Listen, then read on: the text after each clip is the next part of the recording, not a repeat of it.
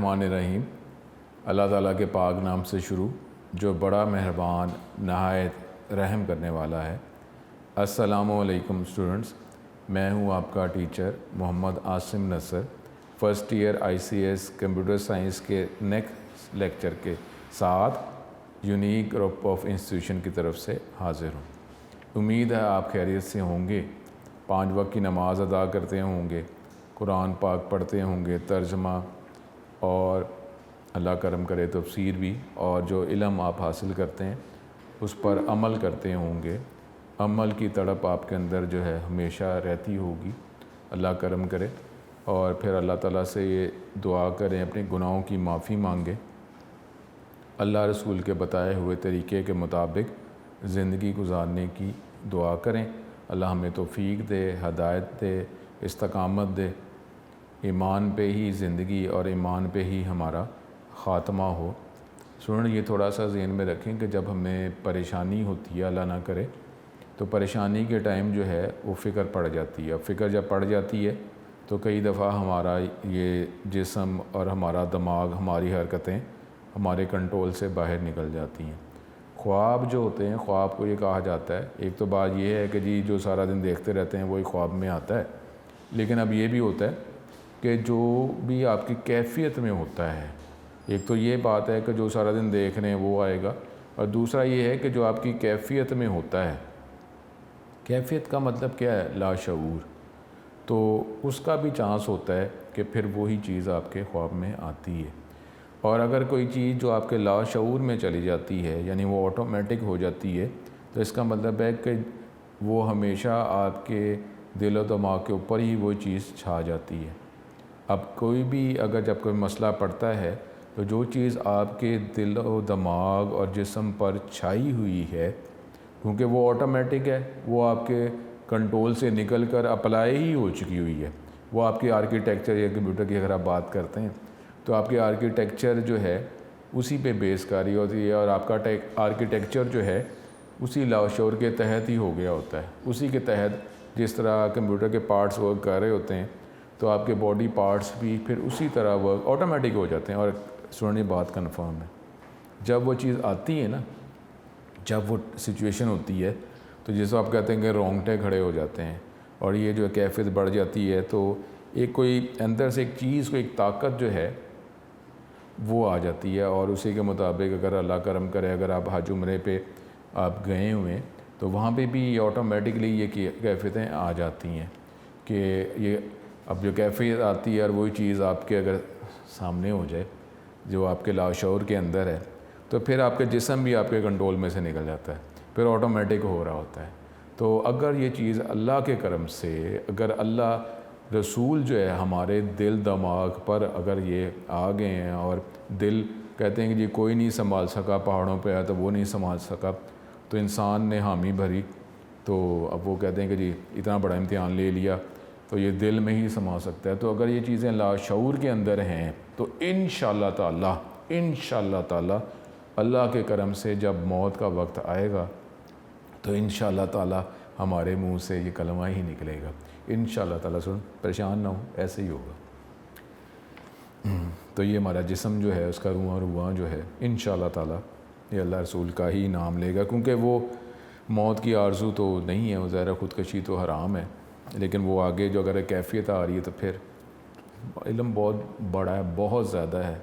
कोई तलब में बैठा है कि जी कब मुलाकात होनी है, ये बातें तो हैं ना, और ये खुली आंखों से ये अल्लाह ताला को नहीं देखा जा सकता दुनिया में, वो सिर्फ़ जन्नत में ही अल्लाह के करम से ही मुमकिन होगा।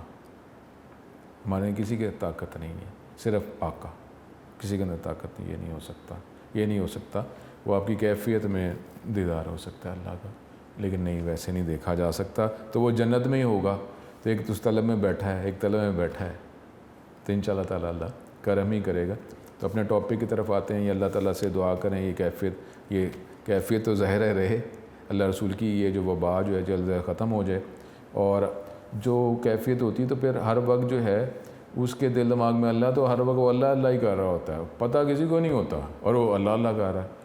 चलते फिरते अल्लाह से गुफ्तगू हो रही होती है, ऐसी तो बात नहीं, चलते फिर रहे। और कहते हैं कि अल्लाह करम करे। स्टूडेंट ये जो इल्म जो है वो अल्लाह का ही है, तो कोई औकात नहीं है। कहते हैं कि अगर तस्मा भी खुल जाए तो तस्मा जो है वो बांधने का भी आप अल्लाह से ही मांगो, तो हर चीज़ अल्लाह ही देता है, अल्लाह नहीं देना है, वो ही देता है। तो इसलिए जो है वो चलते फिरते जो है वो अल्लाह से गुफ्तगू हो रही है कि अल्लाह इस तरह, अल्लाह इस तरह, अल्लाह इस तरह। जुमरा का जी अगर वक्त ये है अल्लाह अल्लाह, तो क्या कहते हैं कि जी कुर्बानी के वक्त जो है, जब कुर्बानी का जानवर आप ले लेते हैं, नियत कर लेते हैं, ले लेते हैं, तो जो मर्द जो हैं ये अपने ये बाल जो है नाखून ना काटें, ताकि आप जो है उस कैफियत में आ जाएं, क्योंकि जब एहराम होगा तो एहराम पे नहीं ना बांध काट सकते।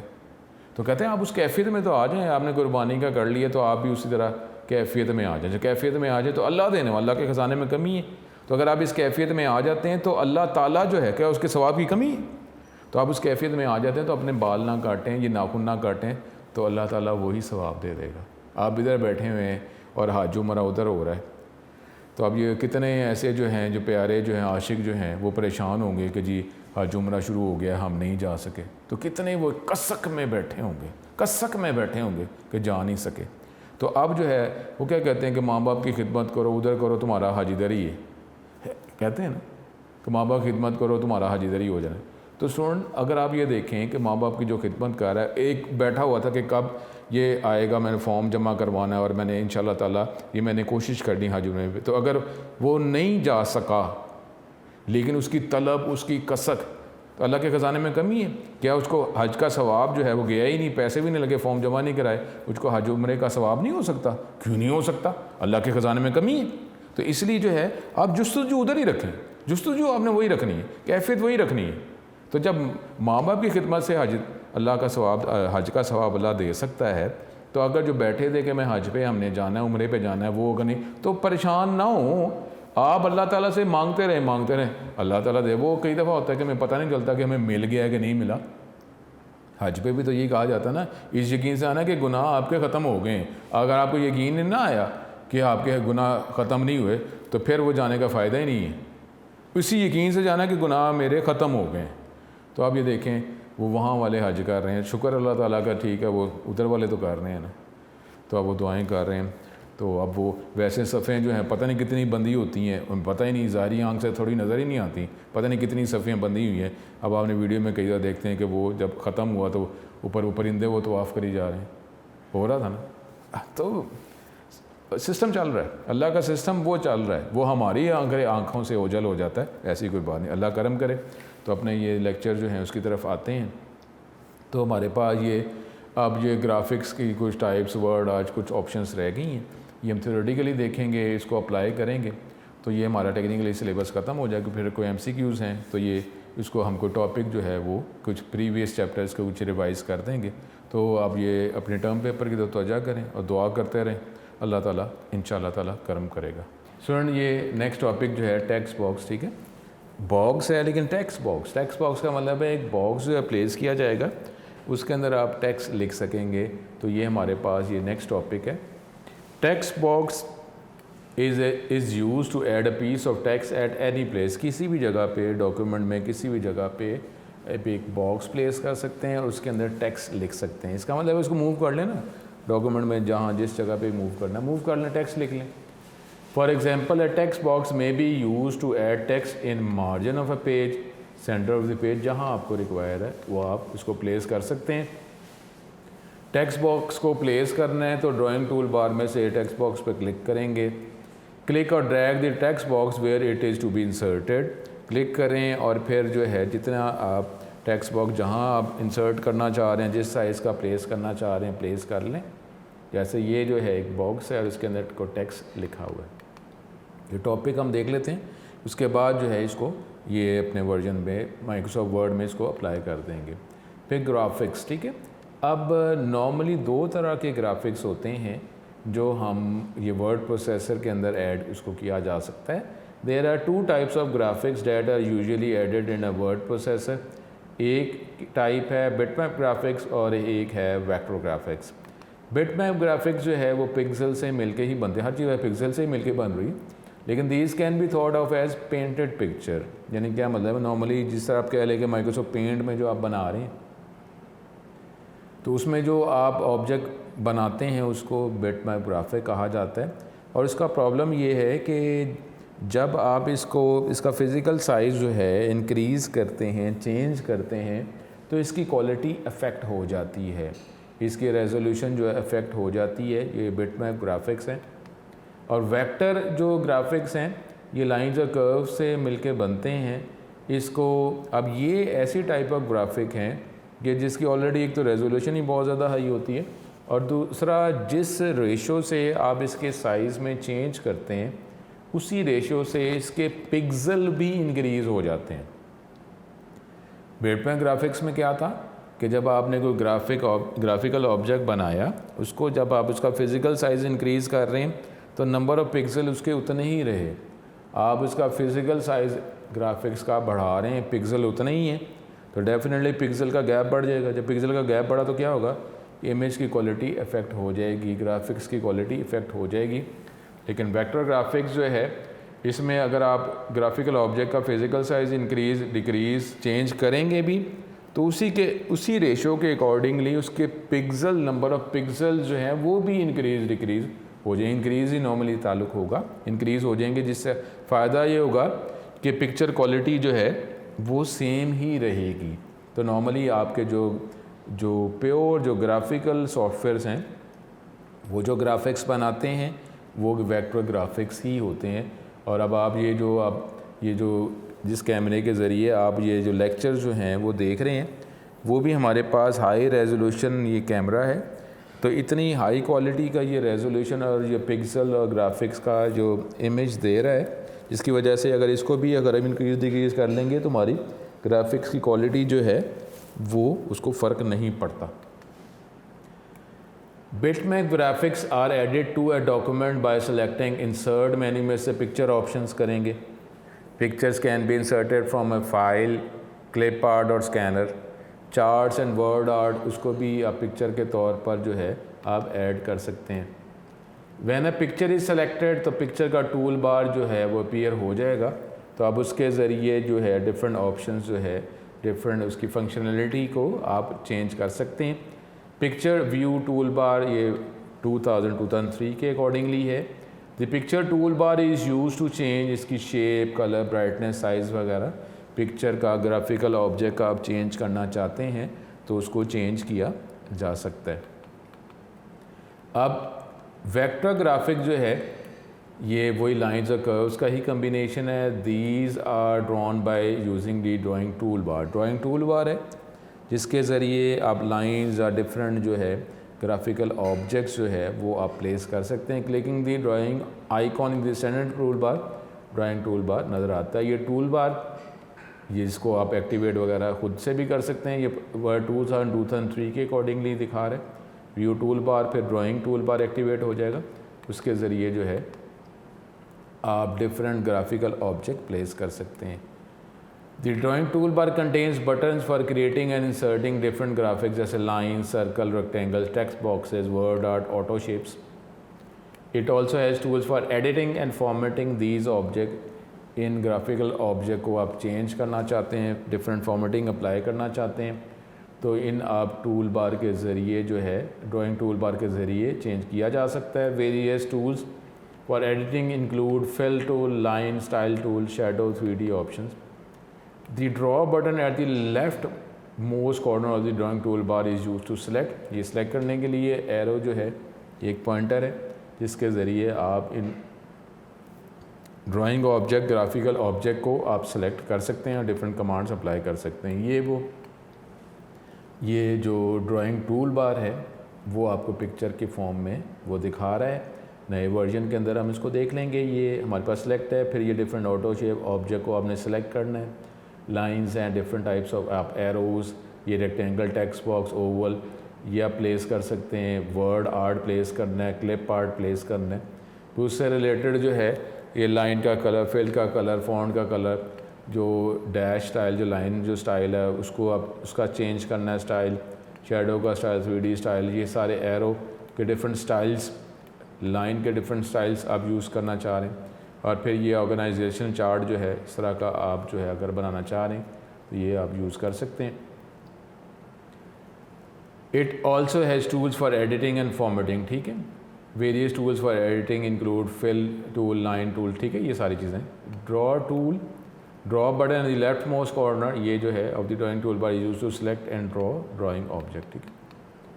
अब हमारे पास the drawing tool bar also provides a collection of predefined object, जिसको ऑटो शेप्स कहा जाता है।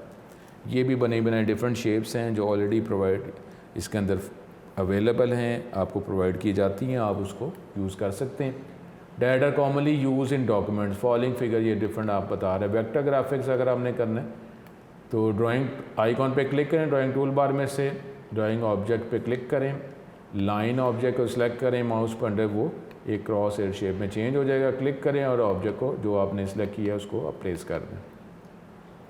उसके बाद हमारे पास ये वर्ड आर्ट का टॉपिक, वर्ड जो है उसको आप एक जो ग्राफिकल शेप में जो लफ्ज़ जो वर्ड है उसको आप चेंज ट्रांसफॉर्म कर सकते हैं, कन्वर्ट कर सकते हैं एक ग्राफिकल स्टाइल में वर्ड सेंटेंस को, ठीक है। Word art is a small program that runs in the word Microsoft Word environment. It is use to turn ordinary text, जो टेक्स्ट है उसको ग्राफिकल ऑब्जेक्ट की फॉर्म में, स्टाइल में, फॉर्मेट में वो दिखाता है। It can convert text into a variety of shapes, stretch letters, rotate words, add shading, colours, border and shadows. Different हमारे पास स्टाइल्स हैं जो ऑलरेडी अवेलेबल हैं। आपका जो लफ्ज़ जो है, सेंटेंस, वर्ड जो है वो कन्वर्ट उसको कर दिया जाता है, ट्रांसफॉर्म कर दिया जाता है। Word art image is just like any other graphical object in Microsoft Word once created. इसको एडिट आप कर सकते हैं by using the standard graphics editing tools जैसे मूव, कॉपी, रीसाइज वगैरह आप करना चाहें आप इसको कर सकते हैं, ठीक है। फिर inserting a word art object, अगर आपने इसको इंसर्ट करना है, click the word art icon पे क्लिक कर दें ड्राइंग टूल बार में या पिक्चर्स मेन्यू में से आप इसको सिलेक्ट कर सकते हैं। वर्ड आर्ट गैलरी जो है डायलॉग बॉक्स नज़र आ जाएगा। तो जो आपने इफ़ेक्ट जो है टेक्स्ट इफ़ेक्ट अप्लाई करना है वो आप सेलेक्ट कर लें, ओके कर लें। उसके बाद जो है display edit word text box window जो है वो आपको नज़र आ जाएगी। उसमें आप जो टेक्स्ट लिखेंगे तो वो जो आपने टेक्स्ट इफ़ेक्ट जो अप्लाई किया होगा तो वो वर्ड जो टेक्स्ट जो है उसी इफ़ेक्ट को अप्लाई करते हुए आपको दिखाया जाएगा। और इसी ये टेक्स्ट, ये डायलॉग बॉक्स जो है edit word art text window के अंदर अब इसका फ़ॉन्ट टाइप, स्टाइल, साइज़ वगैरह भी चेंज करना चाहें कर सकते हैं। टेक्स्ट आप एंटर करें और फिर वो ग्राफिकल इफ़ेक्ट जो है उस टेक्स्ट पर अप्लाई करके प्लेस किया जाएगा, ठीक है। ओके क्लिक कर दें। जिस तरीके से अब ये हमारे पास ये नज़र आ रहा है, ये डिफरेंट जो स्टाइल्स हैं, आप पहले इसको स्टाइल जो भी सिलेक्ट करेंगे उसके बाद जो है ये डायलॉग बॉक्स आ जाएगा। उसमें कोई फ़ॉन्ट सेलेक्ट करना है, साइज़ सेलेक्ट करना है, डिफरेंट कुछ फॉर्मेटिंग अप्लाई करनी है और आप ये टेक्स्ट लिखें, ओके पे क्लिक करें तो वो अप्लाई कर दिया जाएगा। सपोज़ हमने सेलेक्ट किया है तो ये जो वर्ड हमने टेक्स्ट जो लिखा है वो स्टाइल में, जो हमने यहाँ से वर्ड आर्ट स्टाइल में से सिलेक्ट किया था वो टेक्स्ट जो है उस स्टाइल में आपको दिखा दिया गया। तो फिर आपने एडिट करना है, तो वर्ड आर्ट ग्राफिक जो आपने प्लेस कर दिया है उसमें अगर कोई आप चेंज करना चाह रहे हैं तो वो आप इस editing word art, edit word art को, एडिट ग्राफिक को एडिट कर सकते हैं। The word art graphic can be edited, जैसे आप कोई और ग्राफिकल ऑब्जेक्ट को चेंज कर सकते हैं। मैंने word art object is selected, word art tool bar appear हो जाएगा और टूल बार ऐसे ये दिखाया जाएगा। अभी हम देखते हैं, ये देखें, ये इसको आप एडिट करना चाहें या डिफरेंट आप स्टाइल्स अप्लाई करना चाहें वो आप अप्लाई कर सकते हैं। This tool bar provides all the editing option that can be use to change the word art object. उसको आप चेंज भी करना चाहें तो आप कर सकते हैं, ठीक है। ये हमारे पास जो है ये हमारे सिलेबस के हवाले से जो टॉपिक्स अवेलेबल थे वो प्रोवाइड कर दिए गए। अब इसको अप्लाई करते हैं और माइक्रोसॉफ्ट वर्ड में भी अगर मज़ीद कुछ कमांड्स ऐसी हैं जिसकी हमें ज़रूरत है तो उसको भी हम देख लेते हैं, ठीक है। तो ये हमारे पास टेक्निकली जो टॉपिक्स थे जो टेक्स्ट बुक में हमारे पास अवेलेबल थे वो कंप्लीट हो गए हैं। तो अब इसको हम अप्लाई करते हैं, जो डिफरेंट जो हम कमांड्स अप्लाई कर रहे थे, ठीक है। अब यहाँ पे अगर हम जाते हैं तो हमने अब पहले इंसर्ट पे जाते हैं। इंसर्ट पे जाकर ये देख लें हमारे पास अगर हम अप्लाई करना चाह रहे हैं तो ये देखिए हमने वो बात की थी, शेप्स की बात कर रहे थे, शेप्स में जाकर ये अब वेक्टर ग्राफिक्स है। अब जो भी कुछ भी इसमें से अप्लाई करना चाहते हैं ये भी आपके प्रैक्टिकल के अंदर भी ये टॉपिक आ जाते हैं। जैसे अगर कोई भी ऑब्जेक्ट आप प्लेस करना चाहते हैं, क्लिक करेंगे, आप क्लिक करके ड्रैग करेंगे तो वो ऑब्जेक्ट प्लेस हो जाएगा। इसको अगर आप इसका साइज़ वगैरह कम ज़्यादा करते रहेंगे तो इसकी क्वालिटी जो है वो इफ़ेक्ट नहीं होगी, ठीक है। हमारे पास ये अब ये साथ ही साथ जो है ये डिफरेंट हमने देखें ये कि फॉर्मेट का आइकॉन नहीं था ना, यही आपको बताया नए वर्जन के अंदर। जैसे अब आपने ये अप्लाई किया ऑटो शेप में जब हम गए थे ये शेप्स के अंदर, तो अब इस पर क्लिक करते हैं तो ये एक मेन्यू जो है ये उस ऑब्जेक्ट से रिलेटेड मेन्यू जो है ये फॉर्मेट का ये एक्टिवेट हो जाता है। कहीं और क्लिक करते हैं टेक्स्ट पे तो देखें वो मेन्यू नज़र नहीं आ रहा है, क्योंकि जब अभी वो हमने ऑब्जेक्ट ग्राफिकल ऑब्जेक्ट बनाया ही नहीं है तो उस पर हमने अप्लाई ही नहीं करना। क्लिक करेंगे तो अप्लाई होगा ना, जैसे क्लिक करते हैं तो वो मेन्यू जो है वो एक्टिवेट हो जाता है, ठीक है। तो इस तरीके से आप इसको फिल करना चाहें, डिफरेंट ऑप्शंस अप्लाई करना चाहें वो कर सकते हैं। इसके बाद जो है इसको आप चेंज करें, ठीक है, साइज़ चेंज कर दें। इंसर्ट में जाकर हमारे पास ये मुख्तलिफ शेप्स जो हैं ये अवेलेबल हैं, ये आपको ज़रूरत पड़ जाती है, ठीक है। ये स्टार्स एंड बैनर्स इसकी ज़रूरत पड़ती है। ये डिफरेंट आपको इसमें गो थ्रू ज़रूर करना होता है, देखना ज़रूर होता है कि किस के आपको ये ऑब्जेक्ट ये फ़्लो चार्ट से रिलेटेड जो है ये डिफरेंट सिंबल्स अवेलेबल हैं, ये आप प्लेस कर सकते हैं, ठीक है। ये आप लिखेंगे, फिर राइट क्लिक करके ऐड टेक्स्ट करते हैं तो इसके अंदर जो टेक्स्ट आप लिखना चाहें वो लिखा भी जा सकता है, ठीक है। तो ये आप चीज़ें आप देखें, ये आप इसको गो थ्रू ज़रूर आपने करना है, ठीक है। आप इसको मूव करना चाहें, ज़ाहिर है मूव इधर उधर से आप कहीं जहाँ पे मूव करना चाहें इसको मूव कर सकते हैं।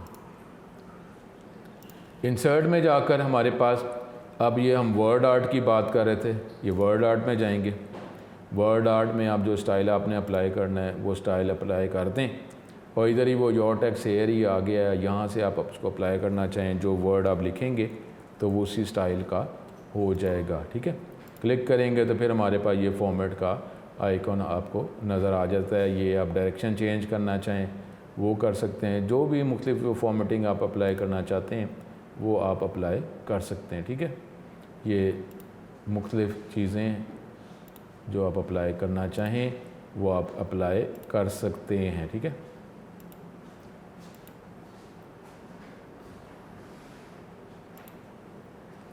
ये वर्ड है, ठीक है। टेक्स्ट डायरेक्शन वो चेंज करना चाहते हैं, ठीक है, वो आप चेंज कर सकते हैं।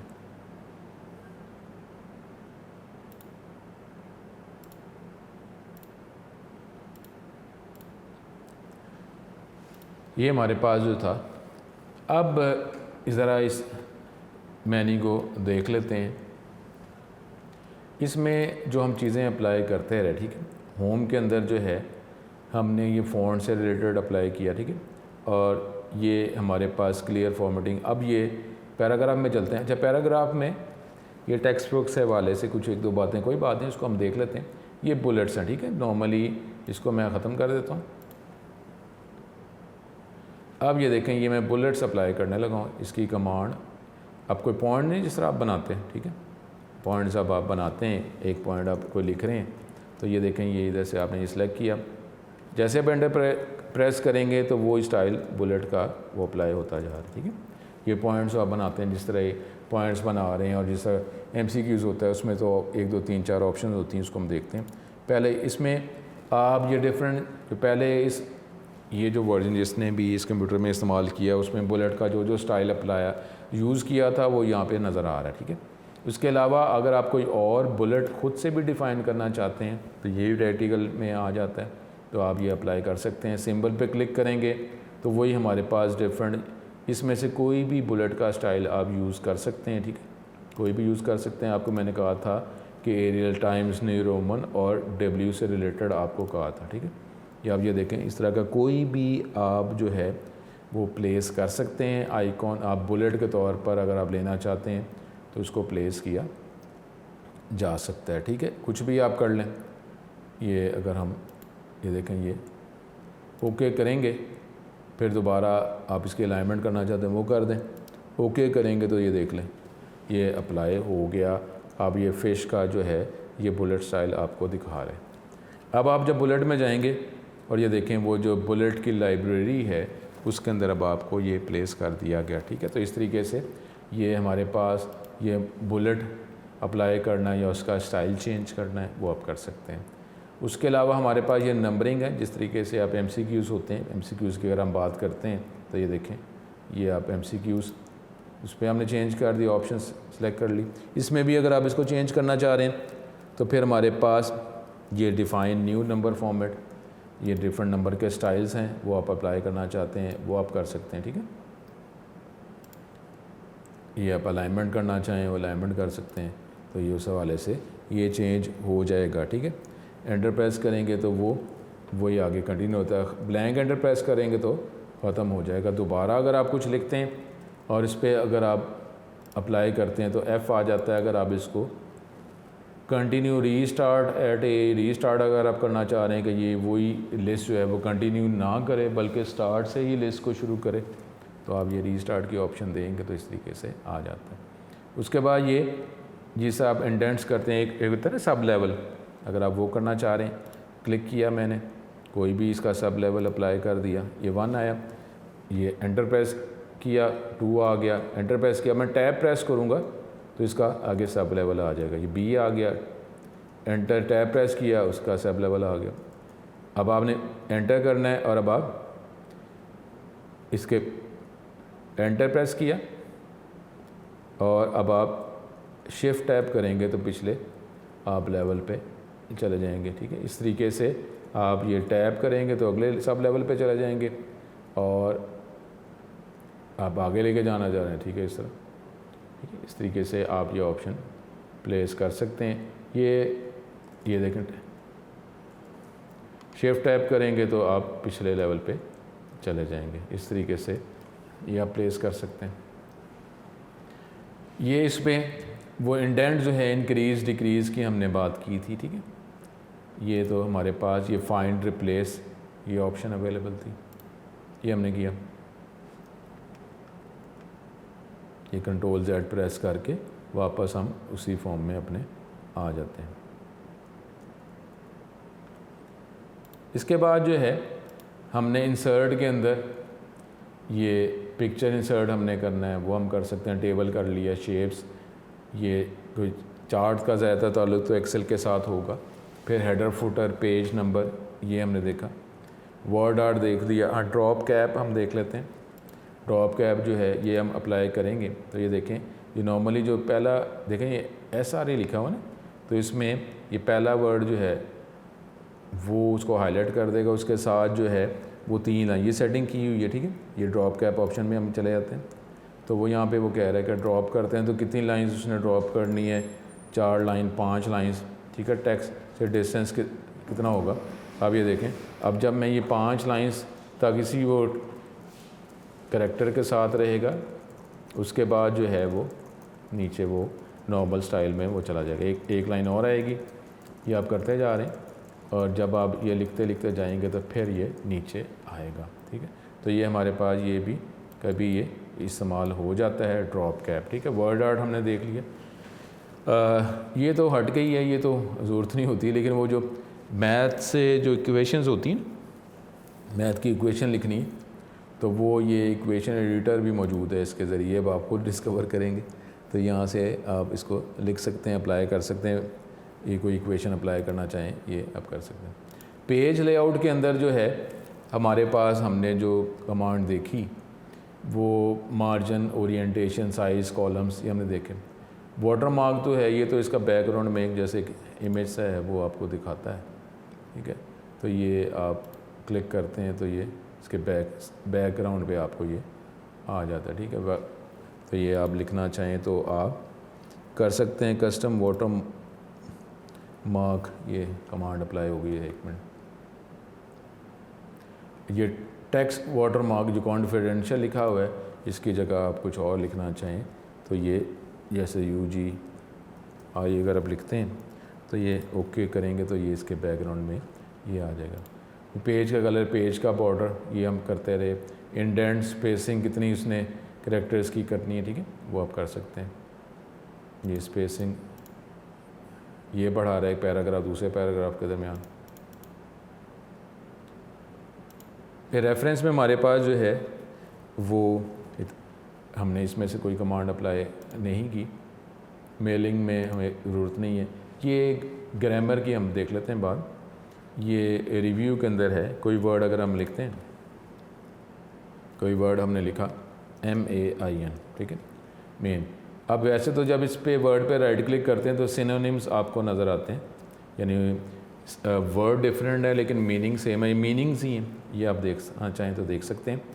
अब उसमें जो ये तो सिमिलर वर्ड्स आ गए ना, अब इसके जो अपोजिट वर्ड ये हमारे कंट्रोल में नहीं है कि कोई भी वर्ड हो जिसका हर वर्ड का अपोजिट वर्ड देखना चाह रहे हैं, तो वो जो है वो मुमकिन नहीं, कभी वो दिखाता है कभी नहीं दिखाता, ठीक है। अगर हम देख लेते हैं प्रिंसिपल, अगर हम लिखते हैं प्रिंसिपल, राइट क्लिक करते हैं तो इसमें सिनोनिम में आते हैं, तो कहीं पर ये आपको दिखाता है। इसको हमने वर्ड चेंज कर दिया तो ये ज़रूरी नहीं है कि ये देखें, अब ये माइनर के साथ उसने एंटोनिम दिखा दिया। हर वर्ड के कंट्रोल में नहीं कि हर वर्ड के साथ ही दिखाएगा, तो ये आप देखना चाहें। बाकी अगर आप ये, क्योंकि ये सारे वर्ड ये रेड जो लाइन है इसको अगर हम ख़त्म कर देते हैं, हमारे पास ये हमने इसको अब ये देखें, यहाँ पे तो स्पेलिंग एंड ग्रामर F7 आप प्रेस कर सकते हैं, क्लिक करेंगे तो वो तो इसमें कोई मिस्टेक ही नहीं है। कहीं पे मिस्टेक अगर हम प्लेस कर देते हैं, एक मैंने कोई वर्ड लिखा तो क्लिक करते हैं तो ये देखें, अगर रेड लाइन अगर आती है तो वो रेड लाइन का मतलब होता है स्पेलिंग मिस्टेक, और ग्रीन लाइन आती है तो वो होता है हमारे पास ग्रामर मिस्टेक, ठीक है। तो आप F7 भी प्रेस कर सकते हैं, क्लिक करेंगे तो अब ये जितनी उसको समझ आ रही है तो इस तरीके से वो ग्रामर मिस्टेक बता रहा है, ठीक है। स्पेलिंग मिस्टेक की अगर आप बात करते हैं तो STND कर देते हैं हम, ठीक है। ये अगर क्लिक करेंगे तो ये देखें ये आ जाता। अब इसको क्लिक करेंगे, इसको इग्नोर कर देते हैं ग्रामर। अब ये देखें यहाँ पे वो ये रेड लाइन जो है, रेड वर्ड, रेड कलर का वर्ड, ये हमारी ये स्पेलिंग मिस्टेक है, तो वो सात ऑप्शन आपको दिखा रहा है। इसको चेंज करना चाहें हम चेंज कर सकते हैं, चेंज, और जो भी वर्ड पूरे डॉक्यूमेंट में हो वो चेंज कर देगा, ठीक है। जब आप चेंज कर देंगे तो उसने कन्वर्ट कर दिया। ये हमारे पास ऑप्शंस। व्यू जो है, ये डिफरेंट व्यूज़ हैं, ये आपको नीचे व्यूज़ नज़र आते हैं। व्यूज़ रूलर आपने ऑन करना है, ठीक है। ये आप जूम एक पेज में देखना है, 2 पेज में ये, और बाकी जो है ये मैथ टाइप, तो ये तो आपसे मैथ से रिलेटेड है अगर आप इक्वेशंस बनाना चाहते हैं। और बाकी ऑप्शन थी जब हमने टेबल अप्लाई किया उसके रिज़ल्ट में फिर वो एक्टिवेट उसने किया आपको, ठीक है। तो ये हमारे पास ये माइक्रोसॉफ्ट वर्ड से रिलेटेड है। तो अब आप इसकी बस ये सिलेबस है, इसके बाद हम कुछ 1-2 लेक्चर जो इसके MCQs या प्रीवियस को चैप्टर्स के टॉपिक्स हम देख लेंगे, उसको रिवाइज़ कर लेंगे। तो आप इसको करें और ये अपने टर्म पेपर की तरफ तैयारी करें, तो वजह करें, तो इंशाल्लाह ताला जो है अल्लाह करम करेगा। इतना ही हमारे पास माइक्रोसॉफ्ट वर्ड था, तो इतना कोई आपने देख लिया होगा कि इतना कोई डिफ़िकल्ट नहीं है, लेकिन इसमें इसकी प्रैक्टिस जो है वो रिक्वायर है। प्रैक्टिस आप करते रहें। मेरा नहीं ख्याल कि हमारे पास ये माइक्रोसॉफ्ट वर्ड जो है इस पर वर्किंग करना मुश्किल है। और आपको यही बताया कि वो जब हम नॉर्मली ईमेल जो हम लिख रहे होते हैं, तो ईमेल जो टाइप करते हैं, जो टाइपिंग जो हमारे पास जो एरिया है वो भी ये हमारा एक वर्ड प्रोसेसर ही अब बन गया हुआ है, ठीक है। वो ये फॉर्मेटिंग नॉर्मल जो स्टैंडर्ड फॉर्मेटिंग है वो उधर भी हम कर रहे होते हैं। तो माइक्रोसॉफ्ट वर्ड भी ऐसा ही है। मेरा नहीं ख्याल कोई ऐसा मुश्किल है, लेकिन गो थ्रू ज़रूर आपने करना है। ये नहीं है कि अब देखें ना, अब आप कंप्यूटर लाइन में आ गए हैं और कंप्यूटर लाइन में अगर आप हैं तो आप कंप्यूटर प्रैक्टिस ही नहीं कर रहे और आपने लाइन भी वो सिलेक्ट करनी है, तो उसमें आप मेहनत भी नहीं कर रहे, उसमें वर्किंग भी नहीं कर रहे कि आप ये लेक्चर्स के ज़रिए देखते जाएंगे कि जी हम कर लेंगे। जिस लाइन पे भी जाना है, जो सारे सब्जेक्ट पढ़ने हैं, तो उसकी प्रैक्टिस तो करनी है ना।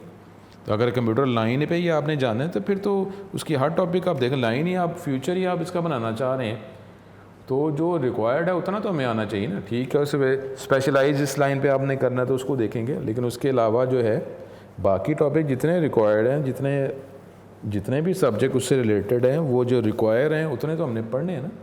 तो इसलिए अब ये ना कि माइक्रोसॉफ्ट वर्ड मुझे आता है तो गो थ्रू ज़रूर करें, इस एनवायरनमेंट को देखें तो सही ना।